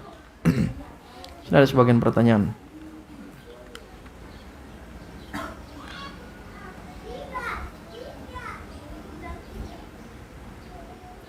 Apa hukumnya orang tua yang mengetahui banyak doa-doa? Doa-doa yang dimaksud adalah doa-doa dalam bahasa daerah yang biasa diajarkan atau diwariskan oleh anak-anak, cucu ataupun keluarga lainnya. Apakah ini termasuk kesyirikan? Tidak. Berdoa itu boleh dengan bahasa apa saja. Boleh dengan bahasa Indonesia, bahasa Arab, bahasa daerah. Ya. Boleh, karena Allah SWT adalah zat yang maha mengetahui. Semua doa-doa yang diwariskan misalnya memiliki makna-makna yang baik, bagus untuk didoakan. Ya, dan seperti itu. Yang tidak boleh adalah kalau seorang berdoa di dalam sholatnya dengan selain daripada berbahasa Arab, karena itu adalah dalam kondisi, dalam keadaan seorang sholat yang di dalamnya semua dengan menggunakan bahasa-bahasa Arab. Seperti itu.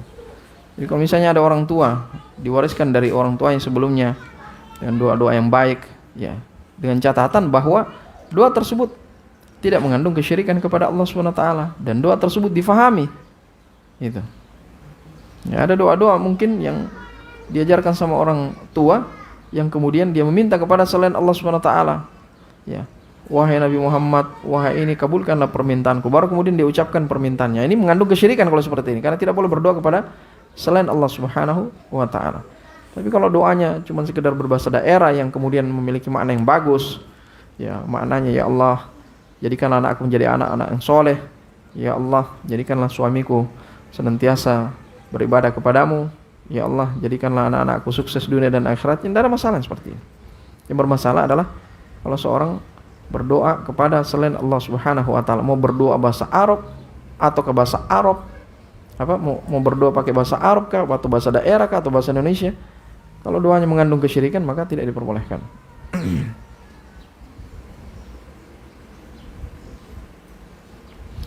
Bagaimana sikap saya sebagai anak yang sudah memahami bahwa baca-baca itu tidak ada dalam ajaran Islam, namun keluarga masih melakukan hal tersebut, bahkan menjadi pelaku, yaitu orang yang dipanggil untuk melakukan hal tersebut. Ini baca-baca tidak ada. Ini mesti baca-baca apa? Hah? Oh, baca-baca begitu. Hah?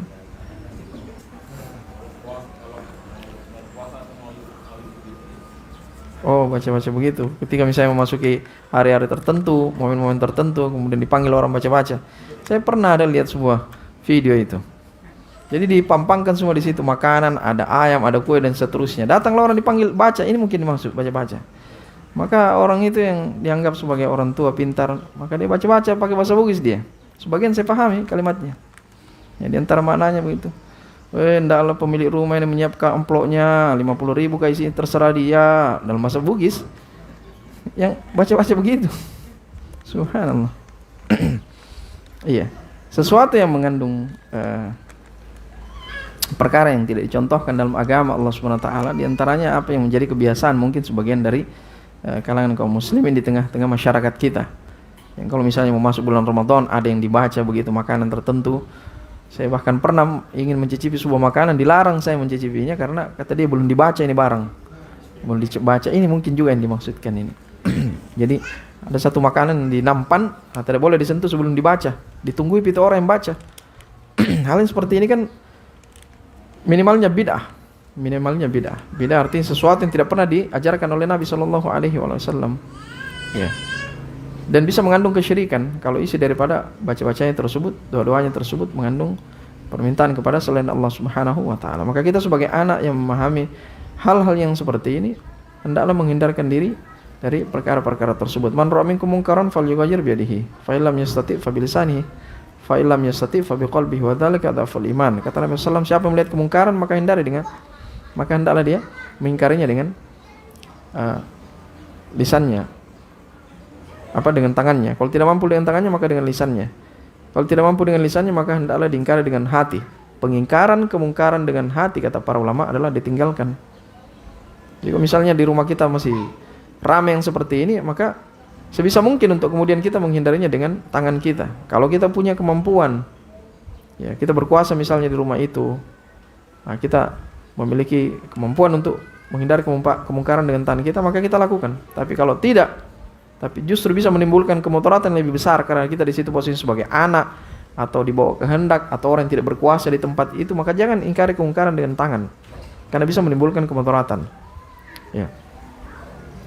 Maka ingkari dengan lisan, sampaikan baik-baik dengan orang tua. Mungkin hari ini dia lakukan, besok ingatkan bahwa hal yang seperti itu hendaklah dijauhi karena tidak pernah dicontohkan, tidak ada maslahatnya, akan bisa mengandung dosa dan seterusnya. Sampaikan dengan lisan. Ya, kalau hal ini juga tidak mampu, maka dengan hati ya ditinggalkan. Ditinggalkan bukan berarti kemudian memutuskan silaturahim dengan keluarga, tidak. Ya. Ada juga sebagian orang yang ketika dia lihat kemungkaran seperti ini, tanpa kalimat, tanpa apa, langsung ditinggalkan rumahnya sambil marah-marah. Dasar orang awam memang bapak dan mama ini. Mudah-mudahan masuk neraka saja dengan perbuatanmu. Tidak bisa seperti itu. Ya. Jadi meninggalkan tempat tersebut ya dengan cara-cara yang baik pula, ya, agar supaya tidak menimbulkan mudarat. Ya. Nanti kali berikutnya baru dia datang, ya, bukan pada hari tersebut atau bukan pada keadaan di mana di situ terjadi kemungkaran. Dia datang untuk kemudian bersilaturahim, menyampaikan hal-hal yang baik seperti itu. Jadi mengingkari kemungkaran juga butuh untuk kemudian dengan cara-cara yang hikmah, ya, dengan cara-cara yang hikmah. Wallahu a'lam bishawab. Mungkin ini yang sempat kita sampaikan. Alhasil bahwa jalan untuk mencapai sebuah kebahagiaan di kehidupan yang hakiki, yaitu kehidupan akhirat, tidak ada lain kecuali dengan mempersenjatai diri kita dengan mentauhidkan Allah Subhanahu wa taala dalam segala keadaan. Mentauhidkan Allah Subhanahu wa taala dalam muamalah kita, dalam perdagangan kita, apalagi dalam ibadah kita. Semuanya membutuhkan ketauhidan kepada Allah Subhanahu wa taala agar supaya kita tidak terjatuh kepada kesyirikan. Kalau semuanya mampu kita arahkan kehidupan kita untuk senantiasa mentauhidkan Allah Subhanahu wa taala, maka yakinlah dan pasti bahwa kita akan mendapat kebahagiaan hidup di akhirat kelak dengan dimasukkannya kita ke dalam surga Allah Subhanahu wa taala. Karena dengan mentauhidkan Allah Subhanahu wa taala, maka hal ini akan mendatangkan rahmat Allah Subhanahu wa taala yang dengannya kita akan dimasukkan oleh Allah Subhanahu wa taala ke dalam surganya yang penuh dengan kenikmatan. Semoga Allah Subhanahu wa taala tidak hanya mengumpulkan kita di majelis yang berbahagia ini, tetapi juga mengumpulkan kita di akhirat kelak di dalam surganya yang penuh dengan kenikmatan. Wallahu a'lam bishawab. Subhanakallahumma bihamdika asyhadu an la ilaha illa anta astaghfiruka wa atubu ilaik. Walhamdulillahirabbil alamin.